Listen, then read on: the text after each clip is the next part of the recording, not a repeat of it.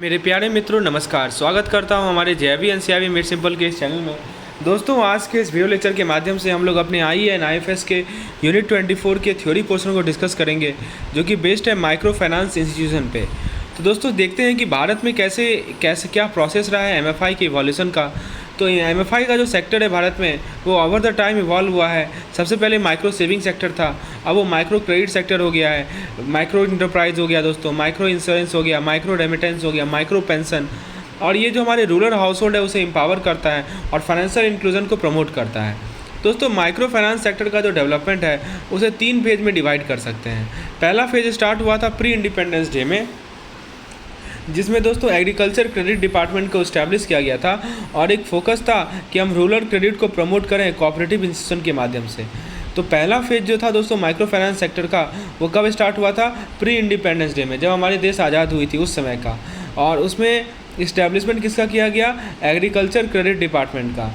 और फोकस किस पे था कि हम रूरल क्रेडिट को प्रमोट करें कोऑपरेटिव इंस्टीट्यूशन के माध्यम से। जो सेकेंड फेज हुआ था दोस्तों वो स्टार्ट हुआ था 1960s में, और इसमें दोस्तों लीड बैंक स्कीम को इंट्रोड्यूस किया गया था। जो हमारे 14 कमर्शियल बैंक है उन्हें नेशनलाइज किया गया था, आरआरबीज को इस्टेब्लिश किया गया था, और दोस्तों इंटीग्रल रूरल डिपार्टमेंट प्रोग्राम को आईआरडीपी को इनिशिएट किया गया था। ये सब किया गया दोस्तों हमारे सेकेंड फेज में। दोस्तों national bank for agriculture and rural development ये इस्टेब्लिश किया गया था दोस्तों। हमारा नबार्ड जो है वो इस्टेब्लिश किया गया था 1982 में। और फ्रेंड्स जो पहला सेल्फ हेल्प ग्रुप था वो भारत में इमर्ज हुआ था, जिसको बैंक के साथ लिंक किया गया और जो है मॉडर्न माइक्रो फाइनेंस मूवमेंट का बिगनिंग हुआ। दोस्तों मैराडा का फुल फॉर्म याद रखिएगा, Mysore resettlement and development authority. ये एक पायनियर था एसएचजी के कंसेप्ट का। और दोस्तों इसने बैंक को फैसिलिटेट किया माइक्रो इंस्टीट्यूशन से, जिसे इस्टेब्लिश किया गया और कंट्रोल किया गया दोस्तों पुअर के द्वारा। दोस्तों आगे बढ़ने से पहले हमारे साथ जो नए जेआईबी के साथी हैं, जेआईबी 2023 के एस्पिरेंट हैं, उनको मैं पेड कोर्स के बारे में बताना चाहता हूं। बेसिकली यदि आपको micro notes, small notes, concise notes, MCQs लगभग 200 से 250 एमसीक्यू है पर यूनिट, और दोस्तों यदि आपको मॉक टेस्ट, यदि इन तीनों चीज़ की आवश्यकता है तो आप हमारे पेड कोर्स का मेंबर बन सकते हैं, जो कि अपकमिंग जेआईबी एग्जामिनेशन में आपको काफ़ी ज़्यादा हेल्पफुल होगा। हम लोग 4 सब्जेक्ट को कवर कर रहे हैं। आपको unit wise theory video, unit wise theory PDF, unit wise MCQ video, unit wise MCQ PDF, और साथ ही साथ दोस्तों मॉक टेस्ट, ये सभी का फैसिलिटी मिलेगा। डिटेल जानकारी आप मुझे इस नंबर पर व्हाट्सएप करके प्राप्त कर सकते हैं। सो फ्रेंड्स मैराडा के बारे में मैं बता रहा था। मैराडा का फुल फॉर्म है Mysore resettlement and development authority.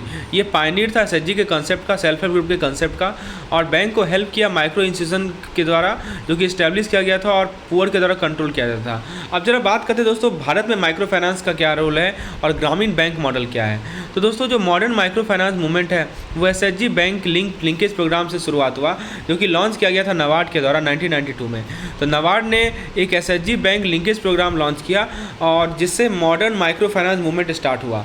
दोस्तों इस प्रोग्राम का मेन एम था कि जो हमारे इस 500 स्मॉल सेल्फ हेल्प ग्रुप हैं उन्हें फाइनेंस किया जाए। ठीक है, पूरे कंट्री में 500 सेल्फ हेल्प ग्रुप को फाइनेंस किया जाए, थ्रू द बैंकिंग सिस्टम के माध्यम से फाइनेंस किया जाए। और मार्च 1993 तक बैंक ने 600 एसएचजी को फाइनेंस किया। फाइनेंसिंग सेल्फ हेल्प ग्रुप जो है मेन स्ट्रीम एक्टिविटी हो गया था बैंक का, और ये प्राइवेट सेक्टर लैंडिंग का पार्ट था 1996 में। दोस्तों ये जो माइक्रो फाइनेंस सेक्टर है ये आप सिग्निफिकेंटली ग्रो कर गए हैं, लेकिन दोस्तों कुछ इनएडिक्वेसीज़ हैं, कुछ फेलियर हैं जो कि सामने दिखे हैं।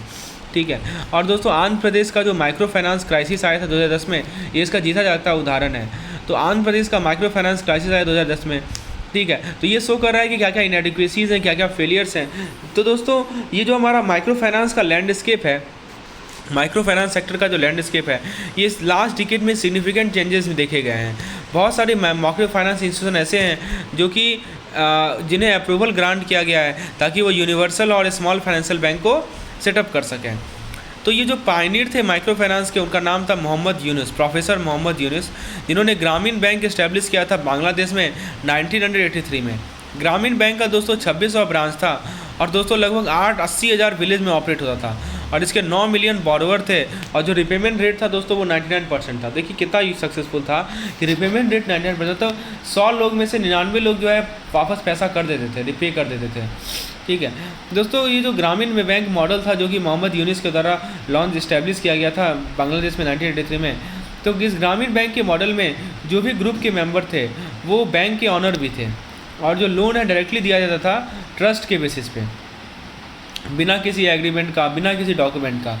तो जो मेंबर थे ग्रुप के वही बैंक के ऑनर भी थे और लोन डायरेक्टली दिया जाता था। तो ये जो ग्रामीण बैंक का जो सक्सेस था वो प्रूव किया कि जो पुअर है उन्हें फाइनेंशियल सर्विस का एक्सेस चाहिए और उन्हें चीप सब्सिडाइज क्रेडिट नहीं चाहिए। ठीक है, ऐसा नहीं कि आप सस्ते रेट पे सब्सिडाइज रेट पे क्रेडिट दे रहे हैं, उसे ये तो चाहिए ही। उसके अलावा दोस्तों फाइनेंशियल सर्विस चाहिए, ये बहुत इंपॉर्टेंट है। अब जरा बात करते हैं दोस्तों माइक्रो फाइनेंस का डिलीवरी कैसे होती है। तो माइक्रो फाइनेंस दो तरह से डिलीवर किया जाता है, एक इनफॉर्मल तरीका होता है, एक फॉर्मल तरीका होता है। इनफॉर्मल तरीका दोस्तों social economic fabric of the country में बिल्ट इन होता है, खासकर रूरल एरिया में।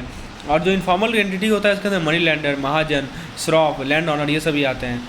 जो हमारे फॉर्मल एंटिटी होते हैं उसके अंदर हमारे कॉमर्शियल और कोऑपरेटिव बैंक आते हैं, जॉइंट लायबिलिटी ग्रुप JLG आती है और माइक्रो फाइनेंस इंस्टीट्यूशन आते हैं। तो कुछ फॉर्मल तरीका है, कुछ इनफॉर्मल तरीका है। फॉर्मल में आपको बताया commercial and cooperative bank, joint liability groups और माइक्रो फाइनेंस इंस्टीट्यूशंस। दोस्तों ये जो फॉर्मल सेक्टर है हमारा माइक्रो फाइनेंस का वो ब्रॉड है और डाइवर्स है। आप देख सकते हैं दोस्तों माइक्रो फाइनेंस का एक इनफॉर्मल सेक्टर है, एक फॉर्मल सेक्टर है। फॉर्मल सेक्टर को इनफॉर्मल सेक्टर में आपका मनी लेंडर, महाजन, श्रॉफ, लैंड ऑनर आ गए। फॉर्मल सेक्टर में बैंक्स आ सकते हैं, self help group bank linkage आ सकता है और तीसरी तरफ आ सकता है MFI। तो बैंक तो आपको पता ही है। उसके बाद यदि हम बात करें self help group bank linkage तो इसमें 3 मॉडल है, मॉडल 1, मॉडल 2, मॉडल 3।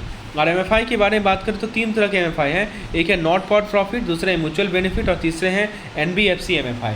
तो हम तीनों की बात करेंगे अभी। तो दोस्तों देखिए बैंक जो है माइक्रो फाइनेंस प्रोवाइड करती है कुछ कॉमर्शियल और कोऑपरेटिव और रीजनल रूरल बैंक के माध्यम से। कुछ कमर्शियल बैंक करते हैं, कुछ कोऑपरेटिव बैंक करती है, कुछ RRBs करती हैं। तो कमर्शियल बैंक जो है फाइनेंस देती है एग्रीकल्चर या दूसरे अलाइड एक्टिविटीज़ के लिए अपने प्रायोरिटी सेक्टर लैंडिंग के गाइडलाइंस के अनुसार। जो सेल्फ हेल्प ग्रुप होती है दोस्तों वो स्मॉल ग्रुप होती है 10 से 20 लोगों का, जो कि एक साथ आते हैं ताकि दोस्तों सेविंग को प्रमोट कर सकें और जो है रिसोर्सेज को रेज कर सकें, मैनेज कर सकें ग्रुप मेंबर के बेनिफिट के लिए।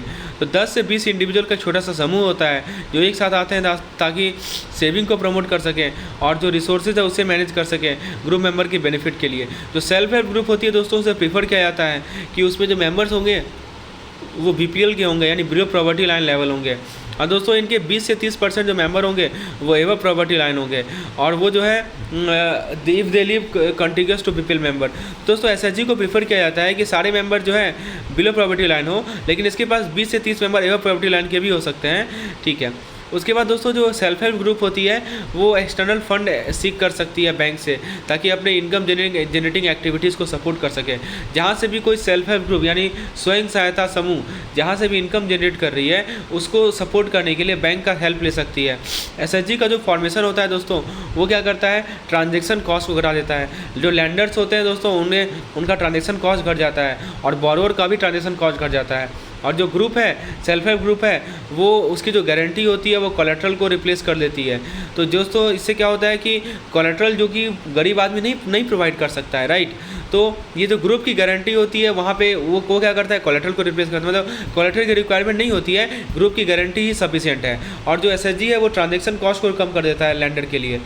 ठीक है दोस्तों, माइक्रो फाइनेंस SHG के द्वारा यूज़ किया जाता है ताकि अपने सर्वाइवल नीड को मीट कर सके और अपने इनकम जनरेटिंग एक्टिविटी को डाइवर्सिफाई कर सके। फाइनेंस क्यों लेती है सेल्फ हेल्प ग्रुप? पहला कारण है कि वो अपने सर्वाइवल जीने के लिए जो बेसिक रिक्वायरमेंट है उसको फुलफिल करे। और दूसरा कारण है दोस्तों कि इनके पास जो भी इनकम को जनरेट करने का एक्टिविटीज़ है, जो भी गतिविधि के माध्यम से ये अपने इनकम को जनरेट कर रहे हैं उन सभी को डाइवर्सिफाई करें। तो दोस्तों बहुत सारे SHGs हैं जिसमें वोमेन इसके मेंबर्स होते हैं। तो SHG दोस्तों मैंने आपको बताया कि ये इंडिविजुअल का ग्रुप है जो एक साथ आते हैं इनकम जनरेटिंग एक्टिविटीज़ के लिए और फाइनेंशियल सपोर्ट के लिए। उनको फाइनेंस मिलता है डिफरेंट मॉडल्स से। मॉडल्स मैंने बताया 1, 2 और 3 तीन मॉडल्स होते हैं ताकि अपने वर्किंग कैपिटल रिक्वायरमेंट को मीट कर सके और एक माइक्रो इंटरप्राइज को सेटअप कर सके। माइक्रो फाइनेंस इंस्टीट्यूशन दोस्तों एक फाइनेंशियल इंस्टीट्यूशन होती है जो कि स्मॉल लोन, थ्राइव्ड और दूसरे फाइनेंशियल सर्विस प्रोवाइड करती है पुअर इंडिविजुअल को। कहाँ पे? रूरल, सेमी अर्बन और अर्बन एरिया में।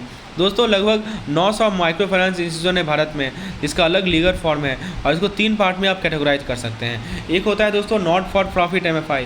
नॉट फॉर प्रॉफिट MFI दोस्तों हमारी सोसाइटी रजिस्ट्रेशन एक्ट 1860 के अंदर रजिस्टर्ड है या सिमिलर एक्ट के अंदर रजिस्टर्ड है और दोस्तों ये कुछ नॉन फॉर प्रॉफिट MFI होते हैं जो कि हमारे कंपनीज एक्ट 1956 के सेक्शन 25 के अंदर रजिस्टर्ड है। अब वो सेक्शन 8 हो गया है 2013 का कंपनीज एक्ट। कुछ MFI होते हैं दोस्तों हमारे म्यूचुअल बेनिफिट MFI। इसके अंदर दोस्तों हमारे स्टेट और नेशनल कोऑपरेटिव्स होते हैं, और कुछ म्यूचुअली एडेड कोऑपरेटिव सोसाइटी होते हैं जो कि mutually aided cooperative society act के अंदर सेटअप किए गए, जो कि गवर्नमेंट ऑफ आंध्र प्रदेश ने इनेक्ट किया था 1955 में।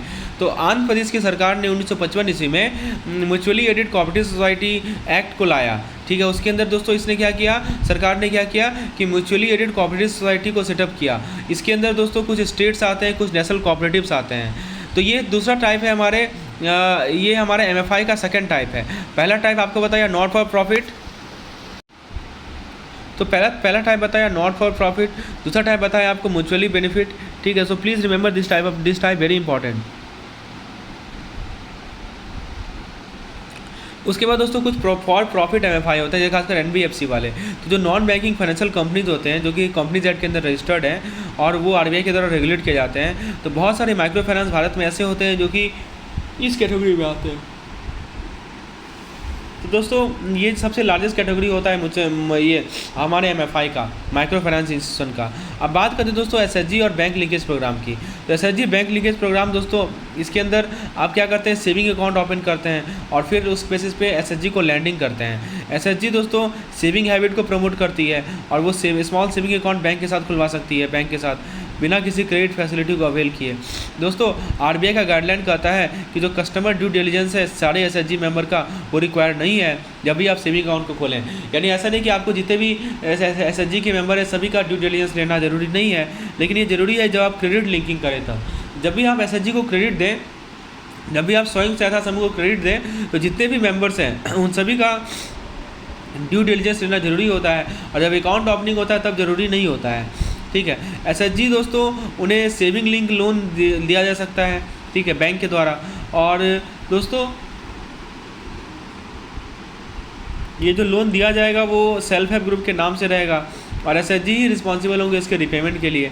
दोस्तों जो लोन है वो SHG भी ग्रांट कर सकती है अपने मेंबर को अलग अलग पर्पज़ के लिए, और बैंक जो है ये पर्पज़ डिसाइड नहीं करता किस पर्पज़ से लिए SHG लोन देगी, इसके लिए बैंक पर्पज़ डिसाइड नहीं करता। तो जो मैच्योर्ड SHG है, मैच्योर्ड स्वयं सहायता समूह है, उसे लोन दिया जा सकता है। जो भी इनका सेविंग का लिमिट है उसका 4 गुना आप इसे दे सकते हैं, लेकिन बैंक के डिस्क्रिप्शन पे है।